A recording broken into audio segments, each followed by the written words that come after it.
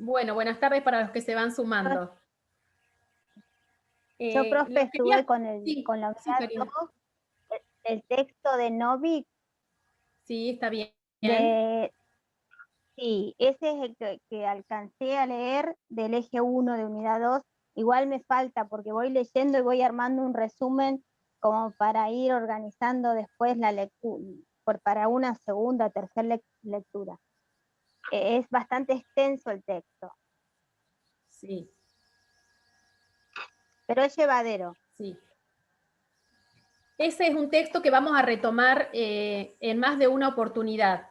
Si bien está allí presentado en el programa, hay discusiones que presenta la autora que tienen que ver con otros temas que trabajamos en otras unidades. Por lo tanto, yo les voy a ir haciendo algunas aclaraciones que de última, si no las tienen mucho en cuenta, después pueden volver sobre la grabación de la clase, porque hay cuestiones que justamente las vamos a dejar de lado por ahora.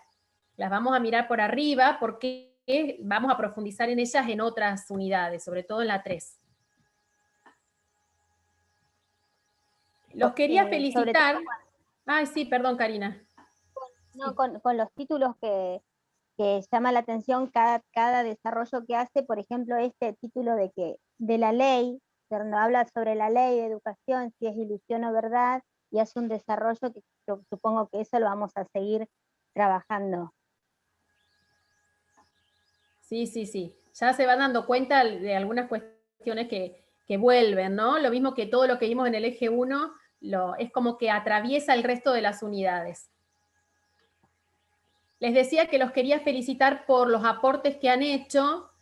Ustedes tenían un Padlet que había organizado Sabrina para que cada uno pudiera defender alguna de las concepciones del derecho a la educación que habíamos estado viendo y que ustedes habían estado revisando con los textos.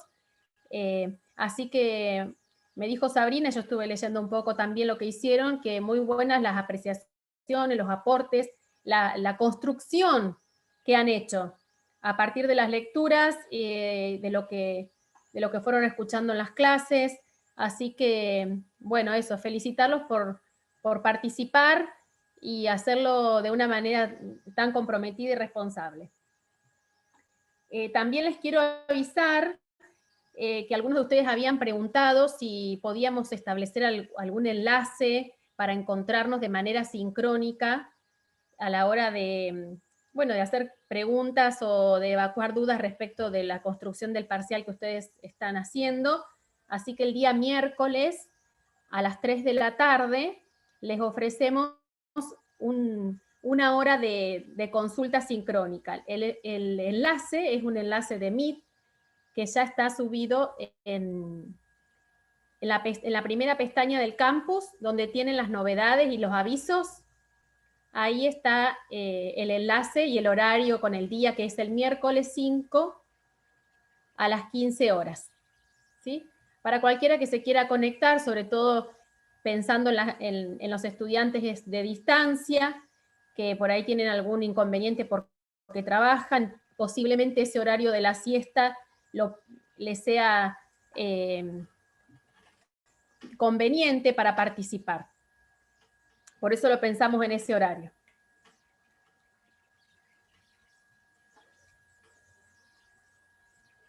Bueno, ¿alguien quiere decir algo más? ¿Alguno que esté teniendo alguna dificultad que por ahí no nos estamos enterando?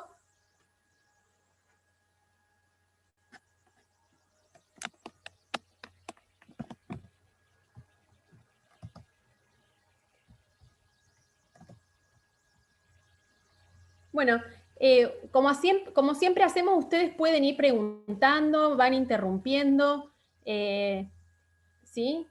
Así de paso algún tipo de intercambio tenemos como lo hemos estado haciendo en las clases anteriores. Yo voy a compartir una pantalla que después se las voy a dejar en el campus junto con la clase grabada, pero para eso voy a tener que detener el video porque la señal es muy pobre, muy débil y ya nos ha pasado en el primer encuentro que se corta varias veces, así que prefiero que no tengan mi imagen, pero sí la de la pantalla que les quiero compartir.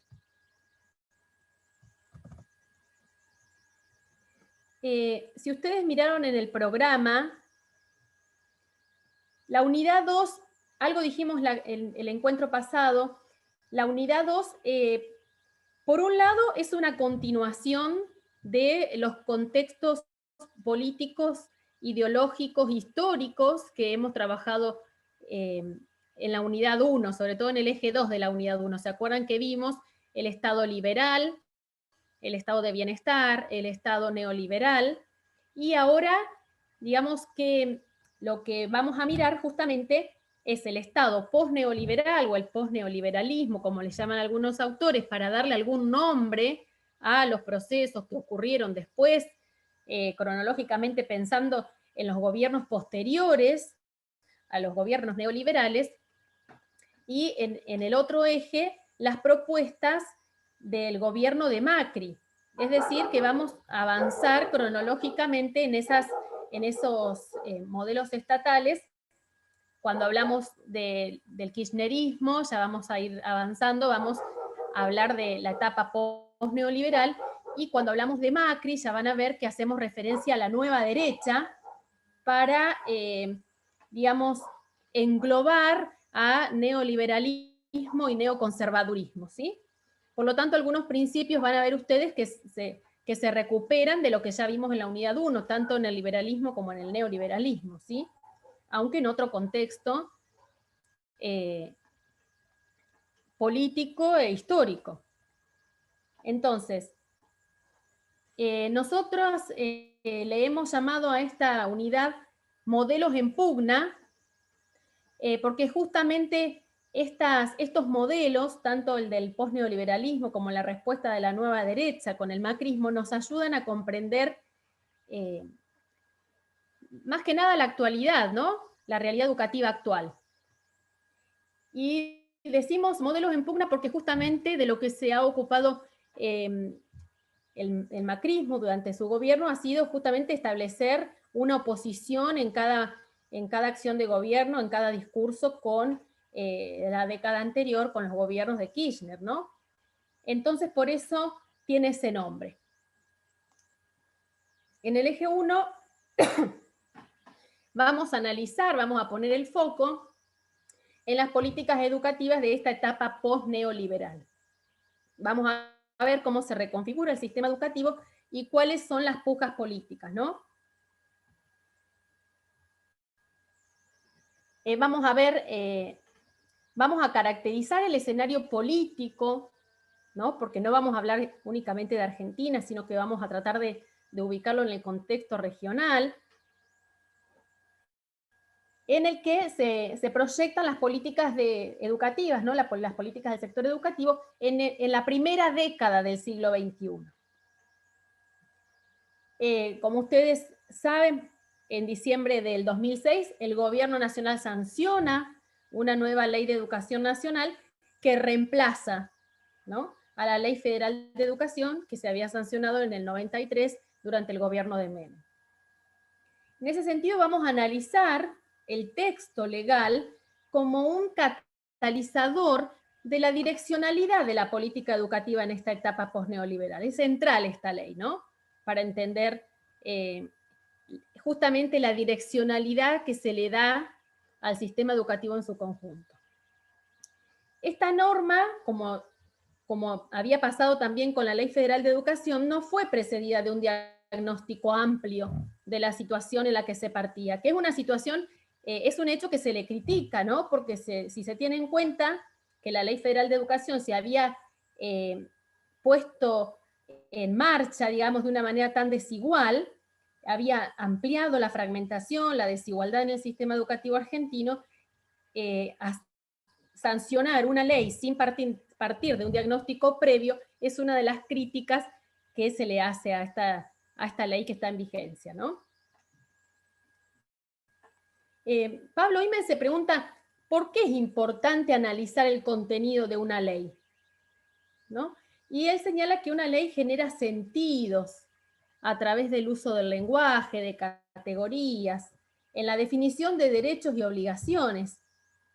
Opera y resuelve sobre la atribución de distribuciones, de responsabilidades, También resuelve en el establecimiento de órganos de gobierno, desarrolla la creación de dispositivos que condicionan la relación pedagógica, decide en la asignación de recursos, configura una determinada estructura académica, ya vamos a ver cuál es, bueno, es la que está vigente. O sea, que la discusión de una norma implica la puesta en juego de relaciones de saber y de poder. Y esto supone entender la ley como lugar de lucha. ¿Sí? Eso es importante. También entendimos hacia el Estado espacios de conflicto, ¿no? Y eso es importante no perderlo de vista. Vamos a trabajar sobre este concepto de posneoliberalismo, que ya les digo, es una palabra, un término que usan algunos autores para referirse a los gobiernos progresistas en América Latina que intentaron superar y dar vuelta a la página del neoliberalismo. Fíjense que estamos hablando de un momento en la región, en toda América Latina. Entonces, estos gobiernos tuvieron un comienzo en el que se fueron sucediendo en la medida en que fueron fracasando, podríamos decir, los gobiernos neoliberales. Estos gobiernos, ¿qué hicieron? Atacaron los puntos más débiles del neoliberalismo. Si ustedes recuerdan lo que vimos la clase pasada, bueno, estos puntos débiles tienen que ver con la desigualdad social por el ajuste fiscal. ¿Se acuerdan que habíamos estado viendo el achicamiento del Estado con sus consecuencias? La centralidad que se le da al mercado y los acuerdos de libre comercio con Estados Unidos. Entonces, ¿cómo hacen estos gobiernos progresistas de América Latina para atacar esos puntos del neoliberalismo? En primer lugar, dando prioridad a las políticas sociales, porque esa era una forma concreta de atacar la desigualdad, ¿no? Después, rescatando el rol activo del Estado como un promotor del crecimiento económico y la distribución de la renta, ¿no? Piensen en esa característica que tuvo el Estado durante el estado de bienestar, en el que el Estado intervenía en la economía regulando, ¿no? Generando empleo, generando consumo. ¿Y cómo se atacan los acuerdos de libre comercio con Estados Unidos? Y bueno, otorgando prioridad a los procesos de integración regional. En lugar de hacer negociaciones con el norte, con los países del norte, con Estados Unidos, haciendo tratados internos, regionales, ¿sí? Lo que se llama intercambio sur-sur. Entonces, estos gobiernos que podemos llamar antineoliberales resistieron al neoliberalismo y comenzaron a construir alternativas desde gobiernos que podemos decir post-neoliberales, como para hacer referencia justamente a que son posteriores, pero que al mismo tiempo intentan ir más allá, superar, que esa sería la palabra, el neoliberalismo.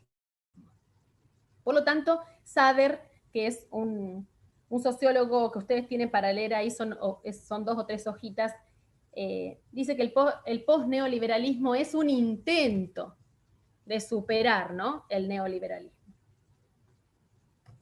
¿Qué pasa en Argentina?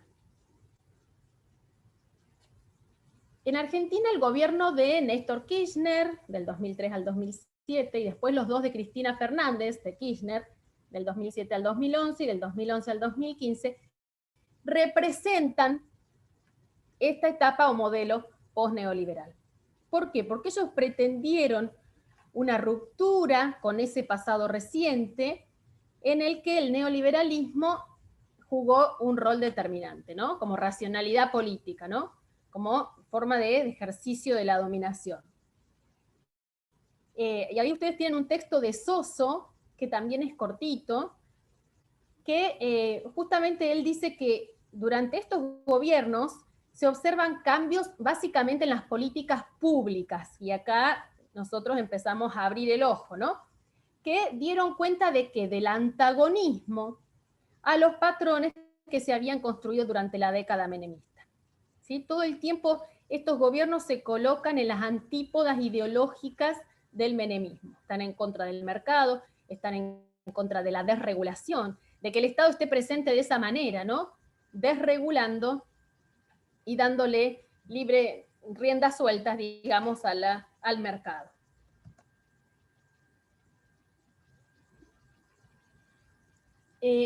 Ustedes tienen ahí un texto bastante extenso para leer, no sé si alguno ya se animó a ojearlo. Digo ojearlo, capaz que lo tienen digitalizado y de ahí lo miran.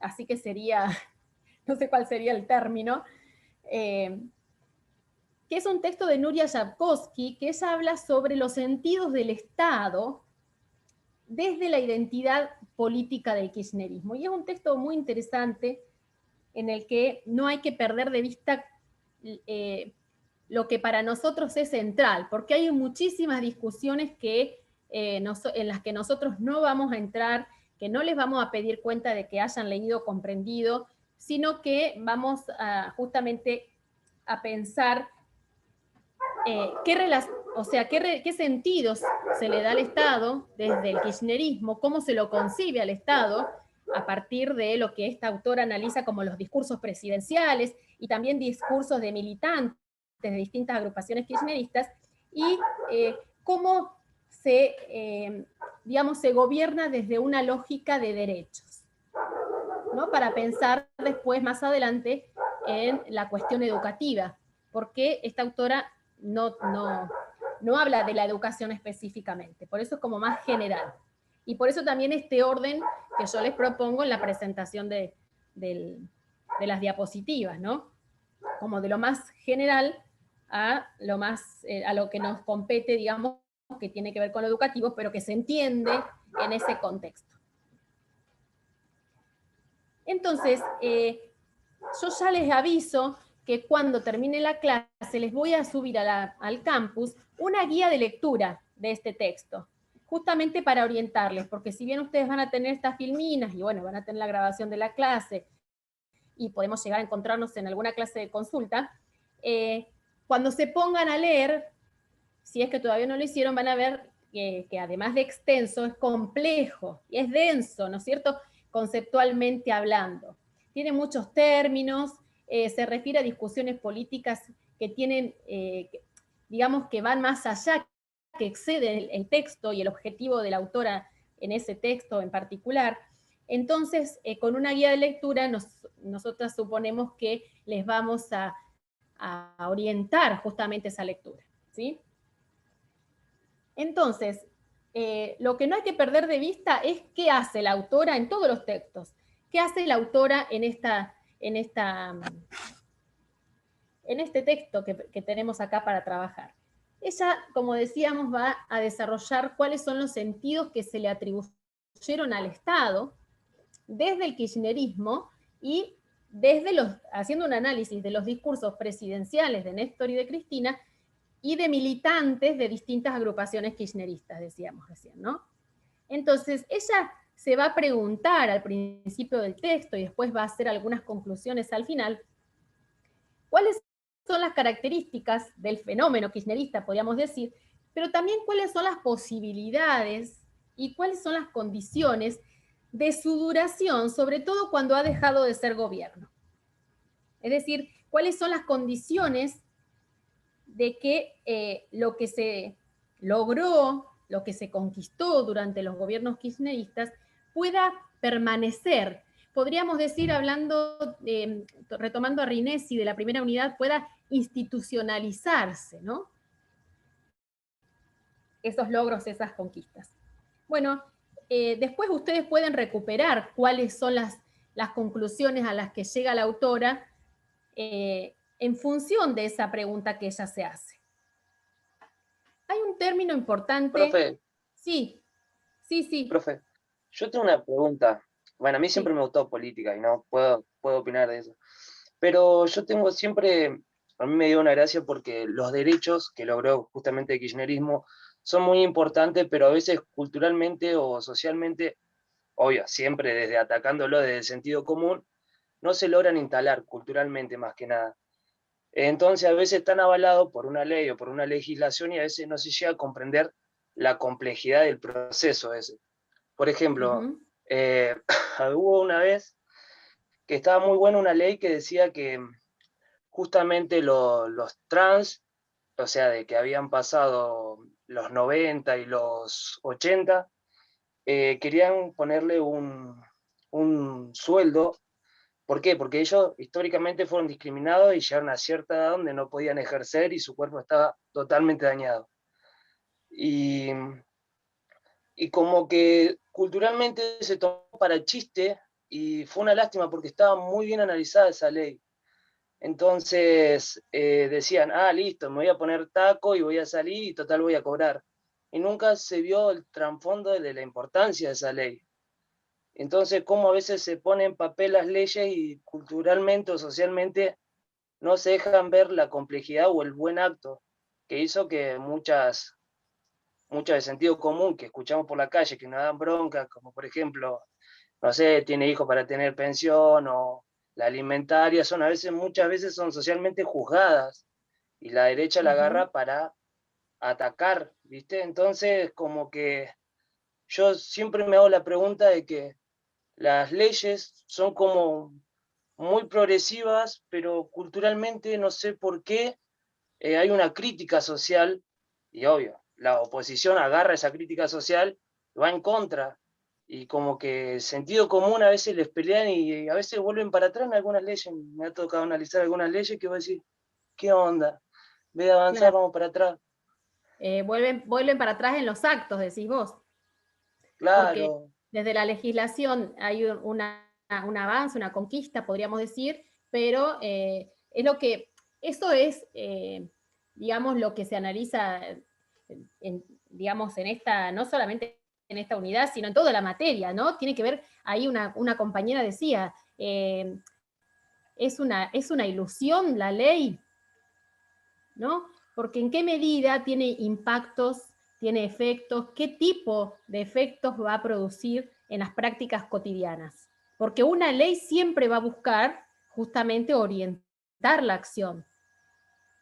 Y al mismo tiempo va a mostrar el horizonte de lo posible dentro del cual realizar esas acciones. Porque, digamos, hay prácticas de contestación, hay prácticas de resistencia, pero siempre, una vez que está establecida una ley, una vez que está sancionada por un congreso, digamos que el margen para actuar es otro, porque la ley ya está diciendo, digamos, cuál es ese horizonte que va de alguna manera a condicionar las prácticas, ¿sí? No hay una relación directa entre lo que dice una ley y lo que pasa en una escuela, por ejemplo, pero sí es cierto, y si seguimos las ideas, las concepciones teóricas de Stephen Ball, es cierto que, digamos, el discurso, o sea, lo que va a modelar las acciones, en definitiva está enmarcado en lo que dice la ley.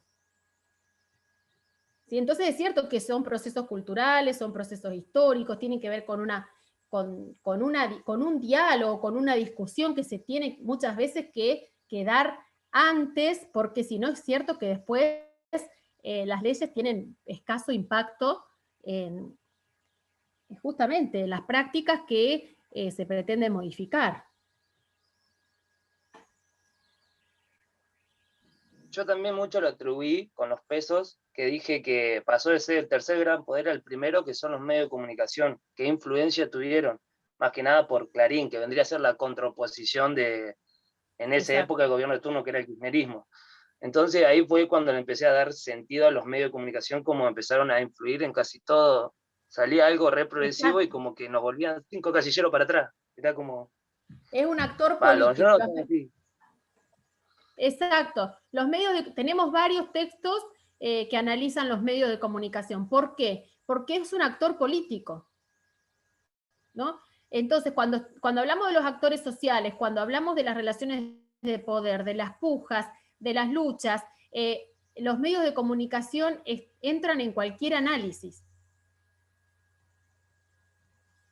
¿no? Cómo tratan justamente de manipular a través de distintas estrategias la opinión pública e incluso justamente formar una concepción del mundo y de la vida. Yo dije poner a un presidente como fue Macri en el poder, porque ¿qué uso de eslogan? Cambiemos. No puso nada interesante, no habló nada, no dijo un discurso, no propuso casi nada, y fue presidente de la nación. ¿Cómo los medios de comunicación llegan a tener ese poder? Yo lo analicé así. Totalmente. A Y mí me bueno, parece, lo tenemos ahora con el tema del coronavirus, chicos. Ya hay intelectuales que están analizando lo que está pasando. Yo hice un seminario de posgrado sobre fines del año pasado que habla del corona shock y los sujetos subalternos, y justamente tiene que ver con otra estrategia de manipulación, y acá estamos hablando de los medios y casi toda la gente, yo no quiero decir nada que ofenda a nadie, pero la gente tiene miedo, y tiene miedo porque los medios de comunicación se han ocupado de que tengamos miedo. No sé qué piensan ustedes.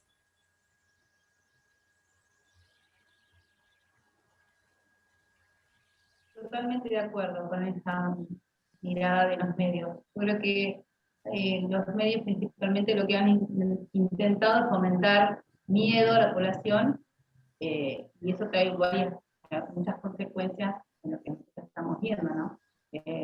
Creo que hay todo una movida política bastante importante. Perdón que por ahí interrumpa, pero a mí me pasa lo siguiente con esta cuestión que están hablando, ¿no? ¿Cuál es el espacio que uno deja a la población que no tiene una bandera política, pero que sin embargo también de alguna forma acepta o no estas cuestiones que la ley dice en la letra, pero que sin embargo no son aceptadas socialmente, o como el compañero decía, no se absorben culturalmente, podríamos decir, ¿no? ¿Cuál es el lugar que le queda a la educación en términos de formar una mirada crítica, ¿no? Porque está bien, sí, que los medios de comunicación manipulan muchas veces las discusiones, el discurso, desde una operación que se realiza muchas veces, pero también quienes estamos en educación tenemos una responsabilidad muy grande, que es la de formar miradas críticas, ¿no? Poder hacer unas lecturas de que hay discursos que tratan de manipularnos en algún sentido. Entonces, bueno, eso hay que reconocerlo, pero también hay que reconocer la responsabilidad de todos, ¿no? De todos los actores sociales. No solamente ver la parte negativa del otro que está tratando de manipular, sino también decir qué estamos haciendo, los que estamos en educación, para darle las herramientas a nuestros futuros ciudadanos de que puedan hacer una mirada crítica de la realidad. Sí, yo coincido con eso, y me parece que es muy interesante poder pensar esto de frenar y preguntarse, ¿no? Porque a lo mejor nosotros los educadores obviamente no tenemos las respuestas para todos, pero esto de poder cuestionarnos y decir, a ver, esto que está pasando, esto como me lo están presentando, y empezar a hacer interrogantes que nos movilicen, que nos saquen de ese lugar de comodidad, o de comodidad pensando en la inacción. Pero a lo mejor esas mismas preguntas nos pueden sacar incluso del miedo, ¿no?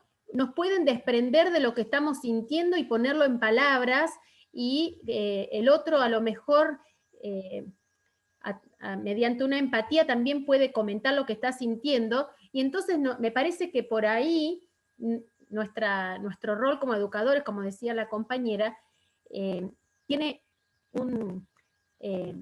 tiene que tener impacto en los educandos, porque justamente si nosotros nos podemos cuestionar, entonces estamos poniendo en duda eso que se nos está presentando. Porque si llegamos a la escuela y decimos, ay, ¿vieron cuántos casos que hay ahora? Porque es lo que escuchamos permanentemente, pero ¿qué docente hace algún tipo de pregunta? Para que los estudiantes empiecen juntos, construir juntos un pensamiento.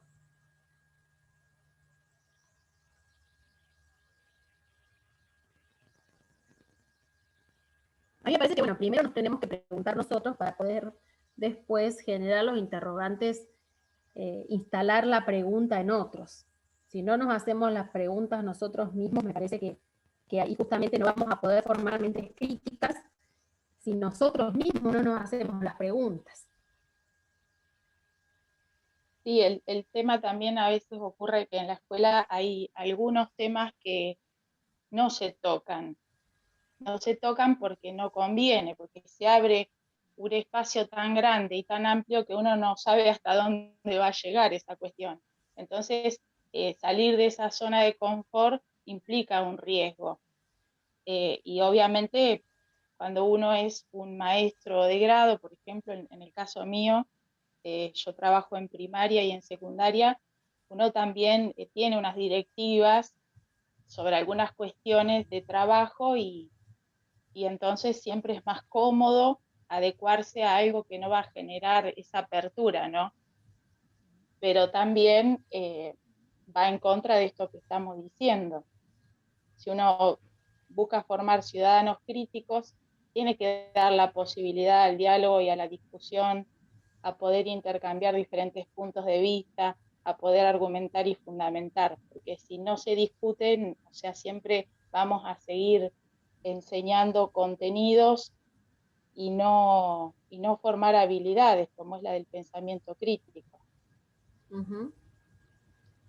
Sí. Yo creo que, sí. perdón, Sí, yo creo que la escuela es un espacio político, entonces muchas veces uno puede plantearse determinadas cuestiones con respecto, ¿no?, a estos temas como ahora lo del COVID y que lo que pasa con los medios, pero también hay una baja de línea que dice qué es lo que se debe hacer, qué es lo que no, entonces también es como que desde el lado de la escuela se mantienen bastante inactivos en poder reflexionar o hacer una crítica que puedan llegar a algún resultado, porque siempre están esperando esa directiva que va a decir qué se puede hacer y qué no se puede hacer en la institución. Si va a haber presencialidad, si va a ser por una semana, si van a ser por burbujas.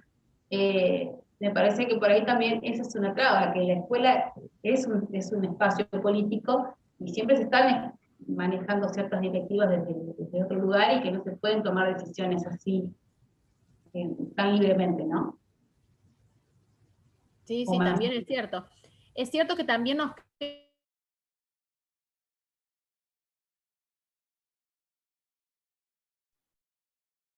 ¿Se me cortó a mí? Alex, la profe, me parece. Ah, se había cortado, profe. ¿No? Nos cortó. Tenemos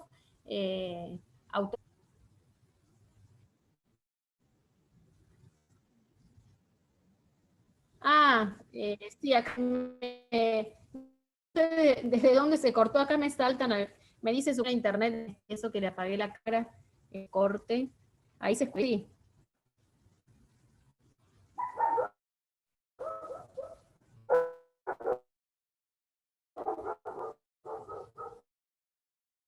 Alguien había empezado a decir algo. Sí.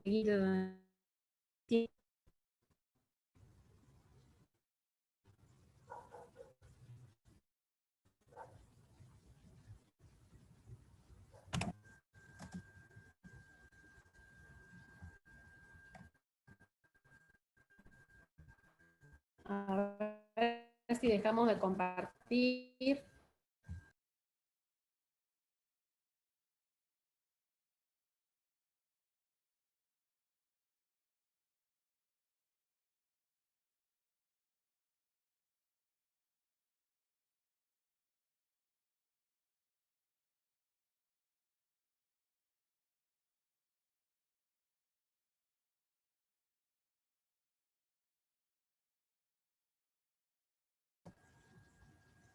Acá volvió.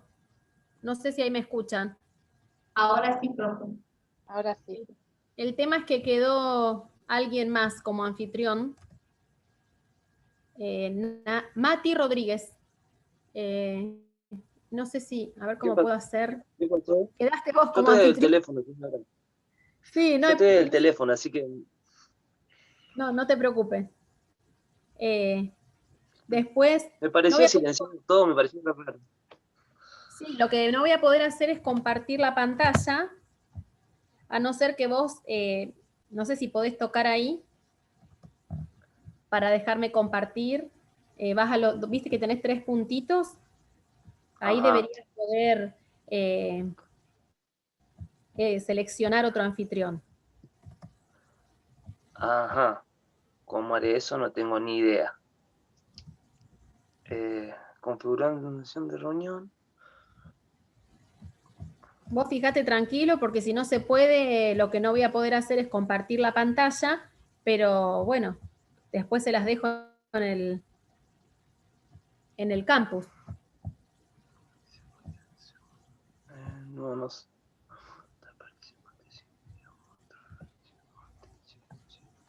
No, che, no tengo ni idea cómo pasarlo para que seas vos la anfitriona.